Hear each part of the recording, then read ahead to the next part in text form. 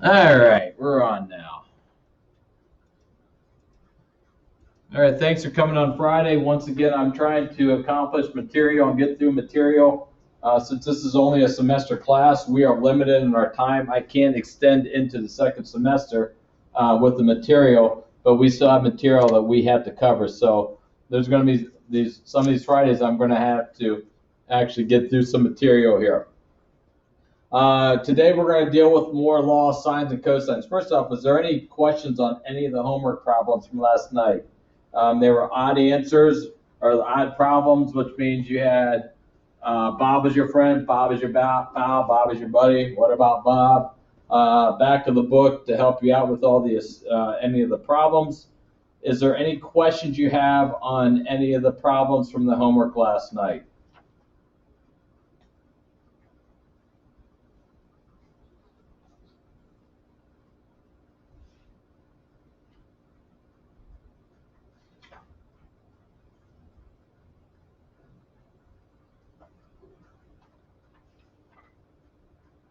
Once again, if you do have any questions or any problems you need to meet with me, that is fine.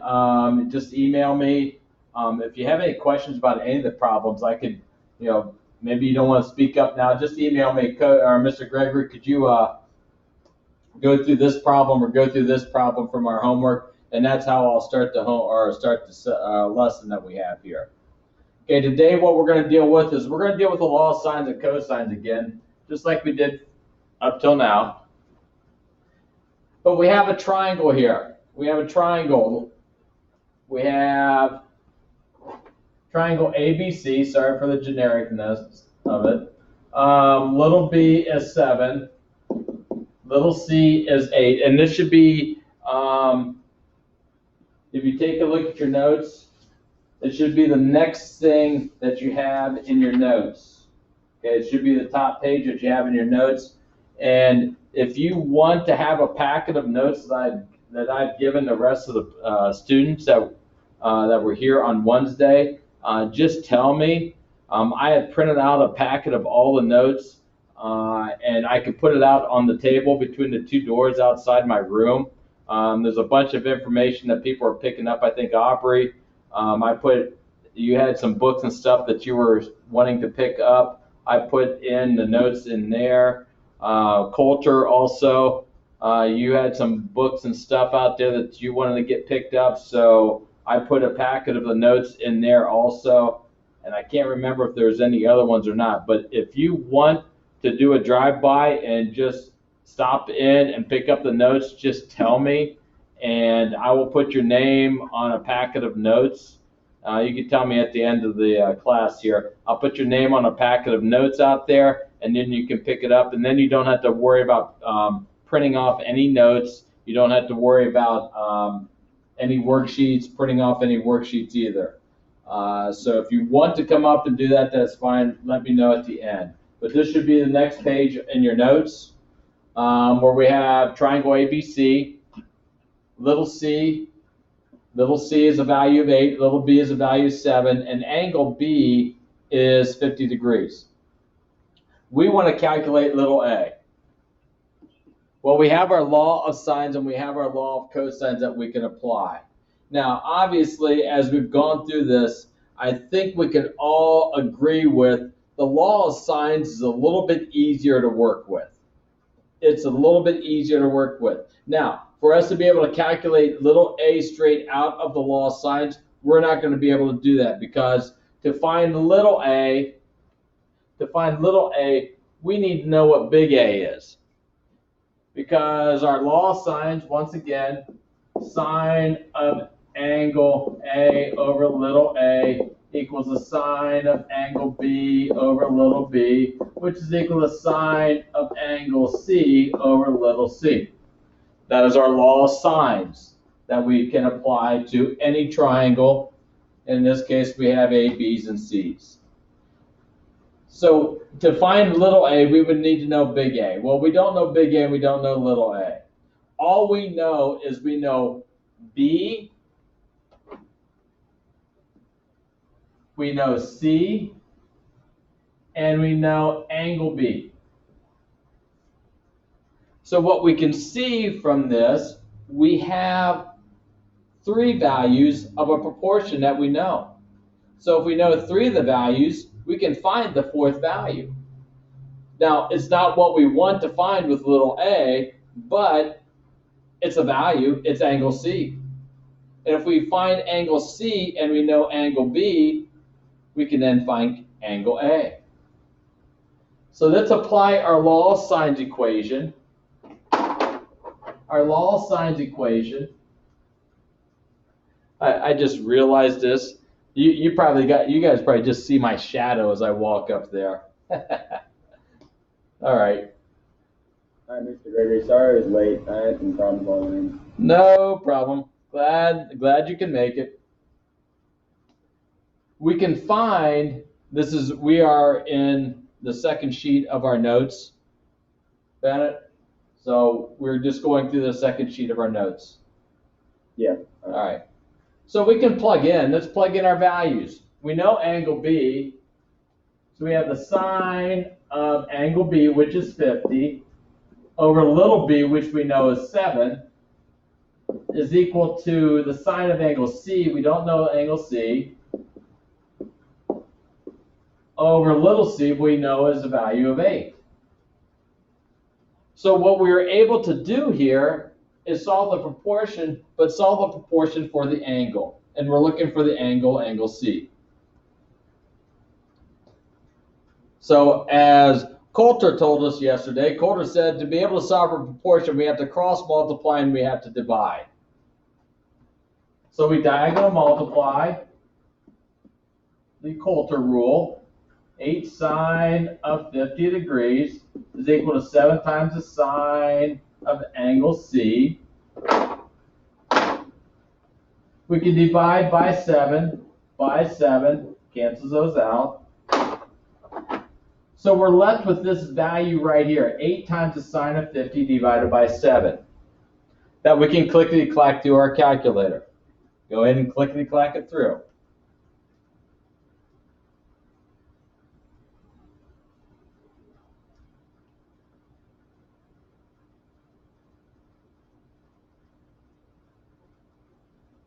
And we should get a decimal.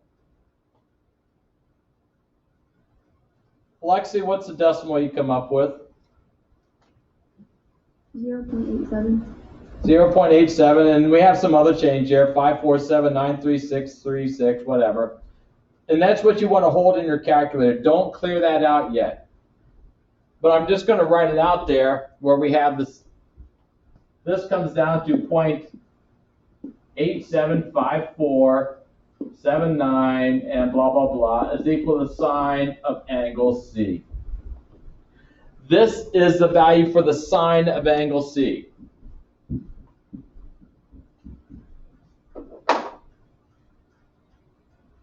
We want to solve for angle C. So what do we have to do to both sides to solve for angle C? Aubrey, what do we have to do to solve for angle C? Would you take the inverse sine? Inverse sine, very good. Now in your calculator,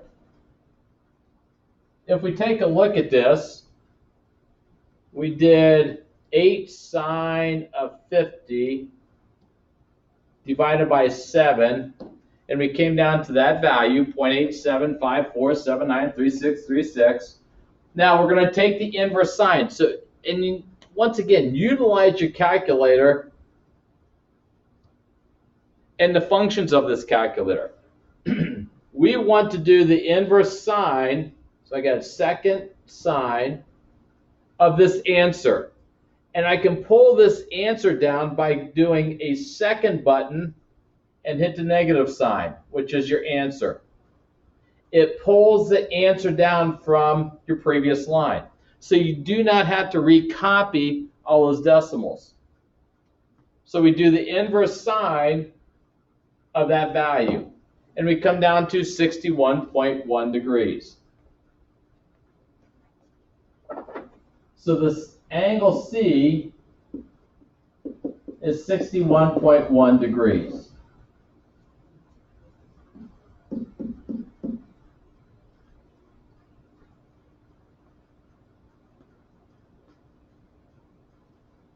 Well, ultimately, we want to solve for little a. Well, if angle B is 50 and angle C is 61.1, Braden, what are we going to have to do to find angle A? You have to add those two angles together and then subtract it from 180. There you go.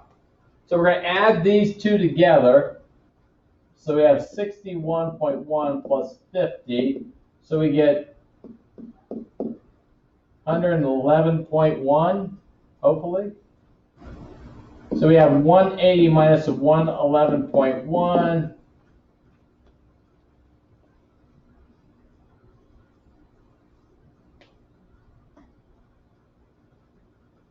Isaac Wenger, did you make it in then by chance?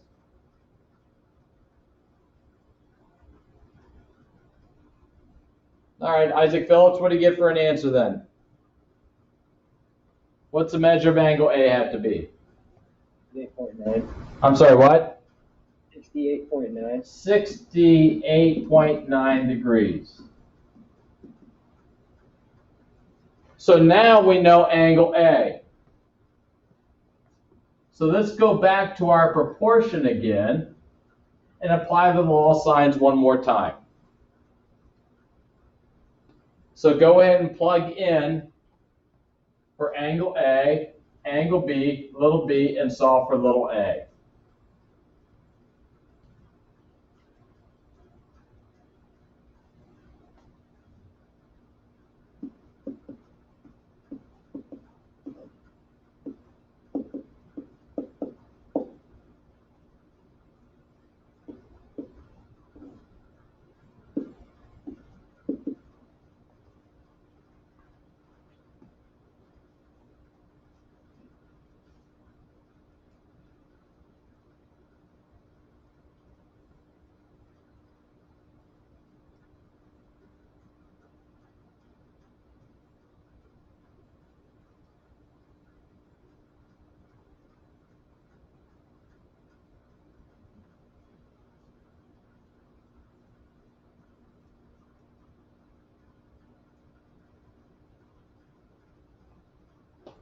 Trenton, what do you come down to?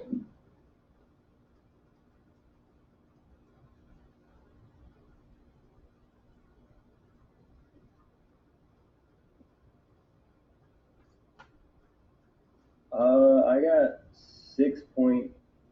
6.9?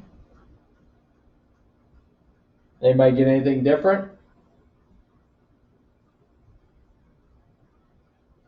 I got 8.52. 8.52 or 8.53? Yeah. All right. Anybody else want to pipe in?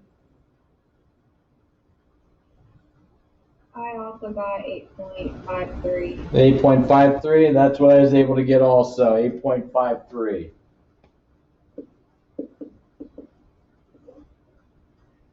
Make sure you're in a degree mode, Trenton. You should just have 7 times the sine of 68.9. Make sure you close the parenthesis out and divide it by the sine of 50 degrees. All right. All right, so we're able to calculate the measure of angle A.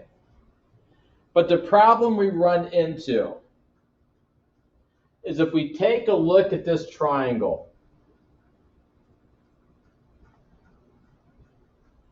Oopsie.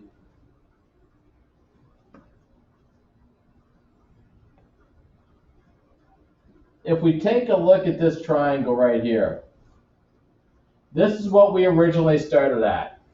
Triangle ABC, where this is C. What I'm able to do, if I can grab the right thing, is if I would take point C and swing it all the way over to here. What we can maintain is this value still being a value of 7. Basically, what I've created here is a triangle that has 2 congruent sides.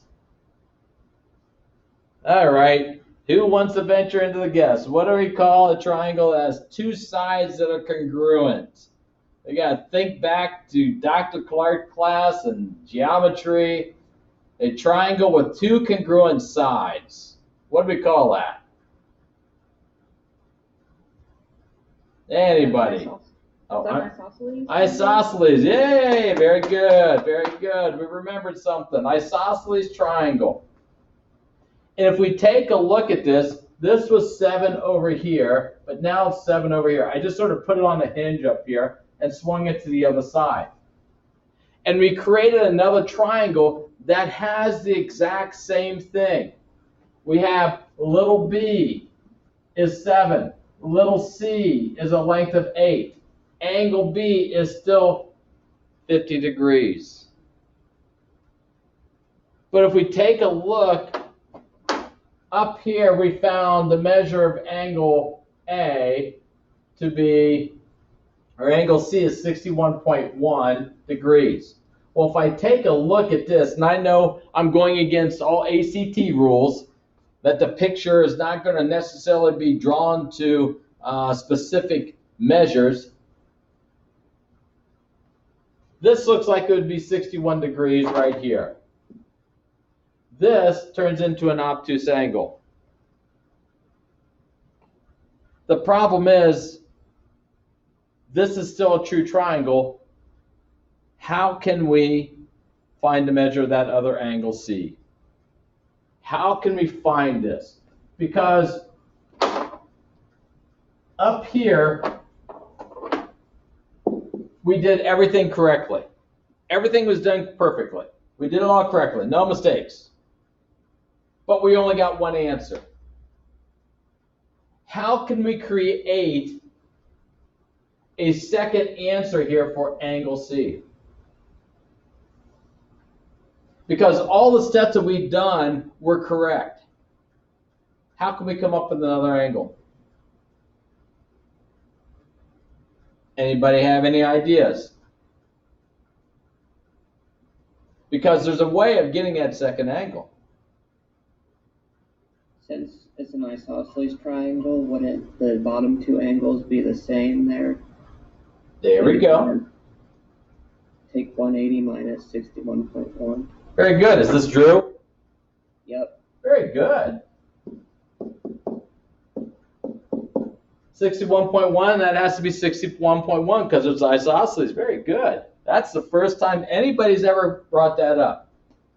Which means, what would be the measure of this angle right here? What do we have to do? What's going to be true about these two angles here, 61.1 and angle C? What do we have to do to find that angle C now?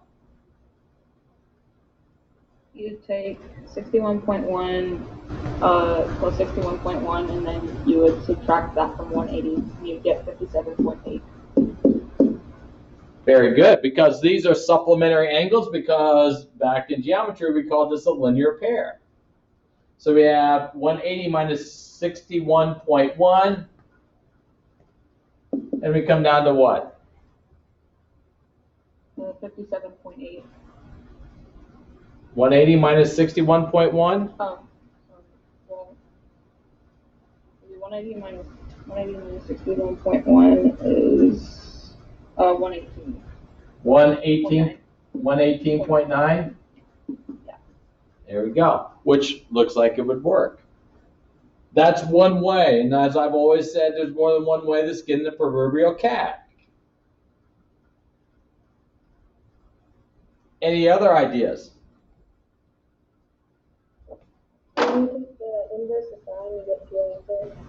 Woo! Very good. Who is this?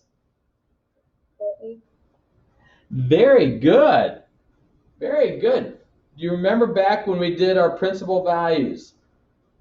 And we took the inverse cosine, we had the principal value and its opposite. But then when we took the inverse sine, we had the principal value and its supplement. So up here at this step, when we took the inverse sine of the 0.875479. We came down to 61.1, but we have a second value, which is its supplement, which will give us the 118.9 degrees. So either way is a correct way of thinking about it, but if we go back to some of our old school methods of doing inverse sine, we have the principal value and its supplement.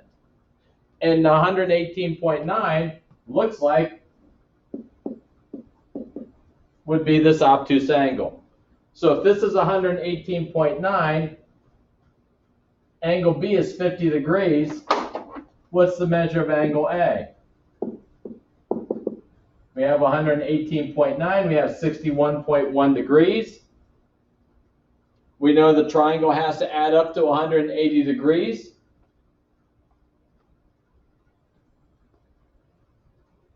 What would be the measure of angle A? Bennett, what would be the measure of angle A? We have 11.1. 11.1 degrees. So now we have 11.1 there. We could still go back to our law of sines. The sine of angle A over little a equals the sine of angle B over little b. Putting in our new values, sine of 11.1 over little a equals the sine of 50 degrees over little b, which we know is 7. So go ahead and calculate little a. Once again, use your Coulter principle, cross multiply and divide.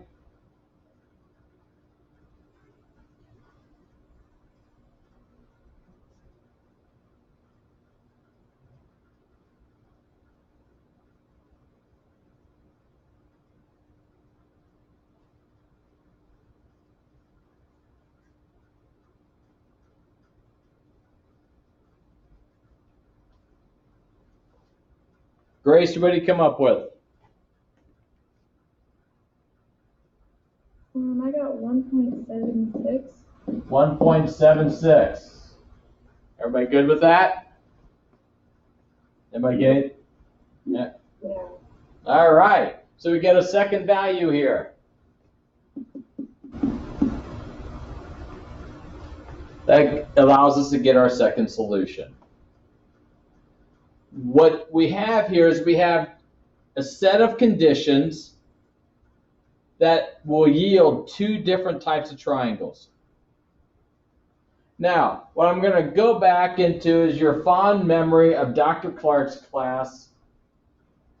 In that fond memory of Dr. Clark's class, you proved triangles congruent.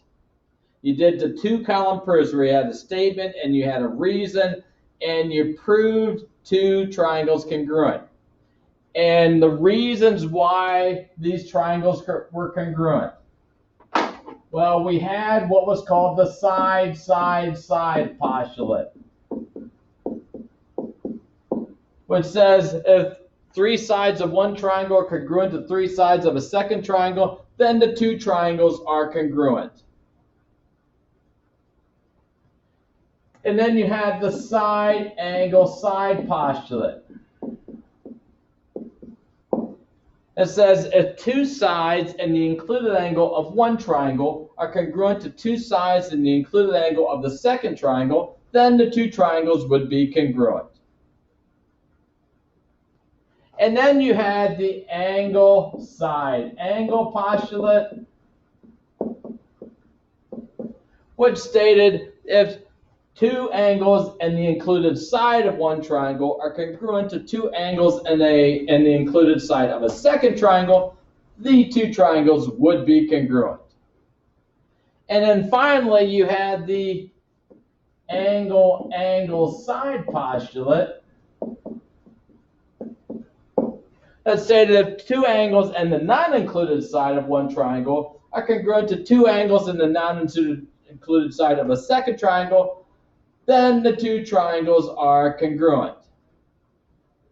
But as you sat there and went through all those postulates over there with Dr. Clark, I'm sure there's a few people that may have thought and probably even asked Dr. Clark, Dr. Clark, Dr. Clark,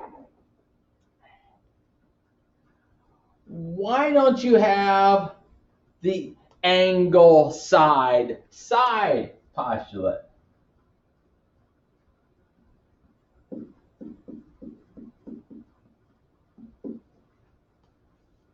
The angle side postulate, Dr. Clark, you have all these other ones. Why don't you have the angle side postulate? Well, the reason why you don't have the angle side postulate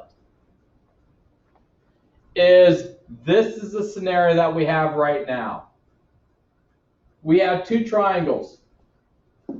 We have two sides and a non-included angle here. We have two sides and a non-included angle here. They are congruent. If you have two sides and a non-included angle, and they're congruent, the two triangles not necessarily will have to be congruent. And this is an example right here of why that is, because that's what we have. We have two sides and a non-included angle of two triangles, and the two triangles obviously do not look congruent. Now, this would work, and I guess you can always put a theorem or a corollary to this. The only time this would work is if this angle right here was obtuse. If the given angle was obtuse, then the two triangles would be congruent. But it's not always a guarantee that that angle will be obtuse. So that's why the side angle postulate does not work. This is what is called the ambiguous case. All right, what I need you to do for homework for the weekend is on page 239.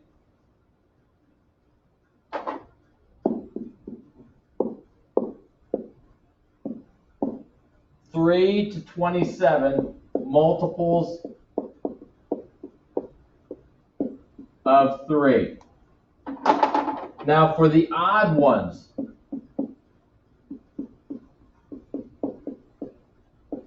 which would be 3, 6, 9, 12, 15, 18, 21, 24, 27.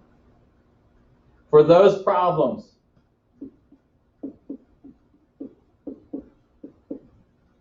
calculate the area. For those problems, only calculate the area.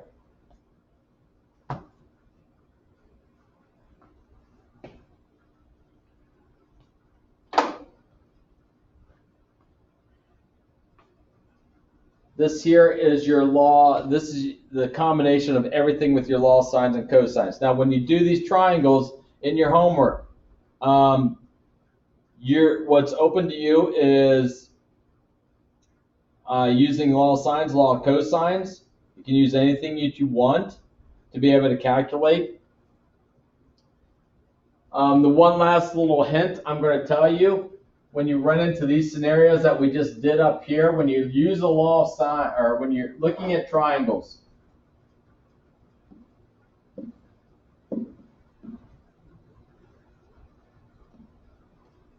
what is the maximum number of obtuse angles a triangle could have? Could a triangle have two obtuse angles?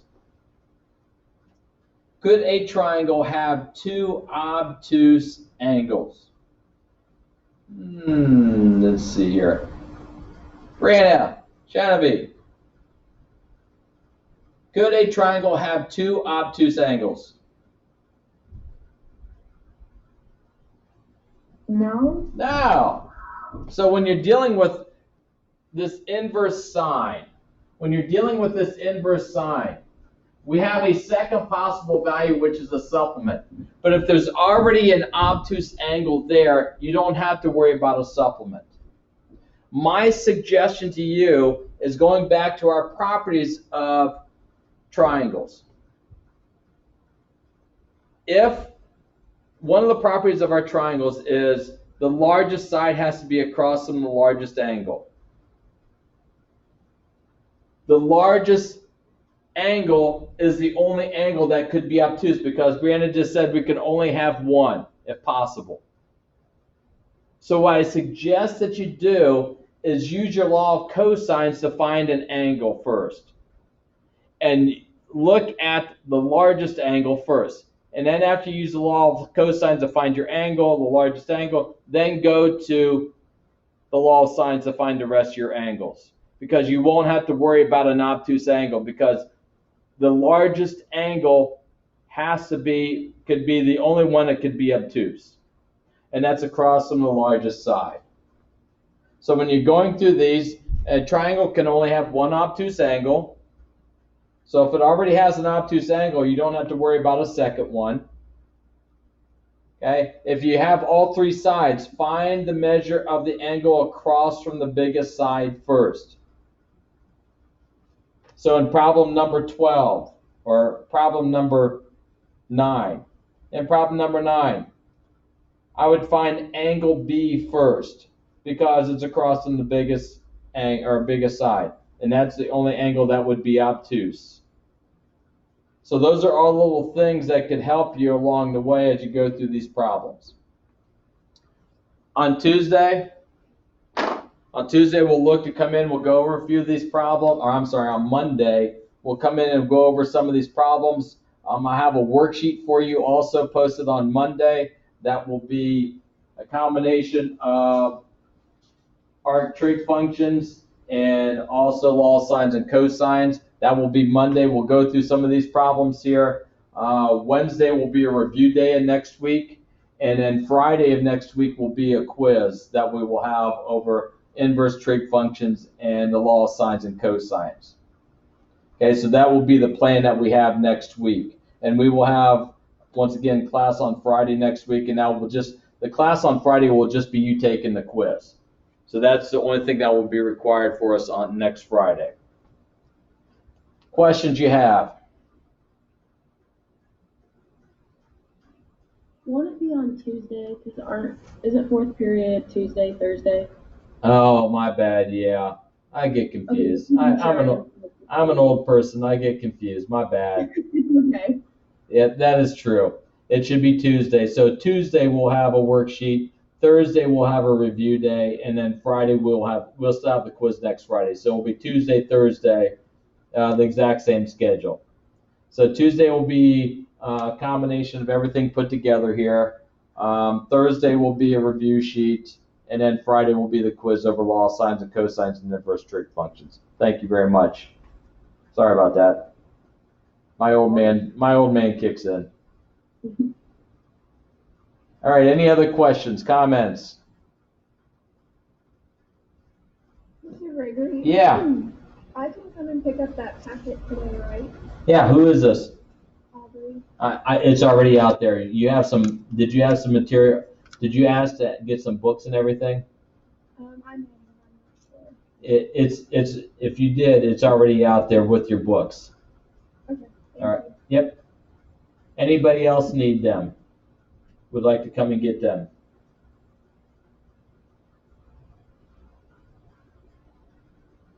Probably will, but I don't know if it'll be today. Who's this? Colder? Colder, yeah. Yeah. All your stuff is still out there on your table. I put your stuff out there. Okay. So your packet of information, you can do a drive-by and pick up everything that's out there. Okay, thank you. Yep. Anybody else?